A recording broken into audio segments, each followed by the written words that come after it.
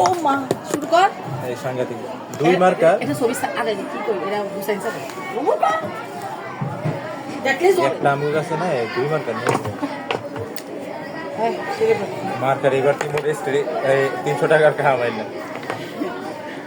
marker দেওয়াইব 300 টাকার খামাই না তখন আপনারা 300 টাকা খাম নিয়ে নেবেন এরপরে যখন আবার সে পরিবর্তন হইব তখন আবার এই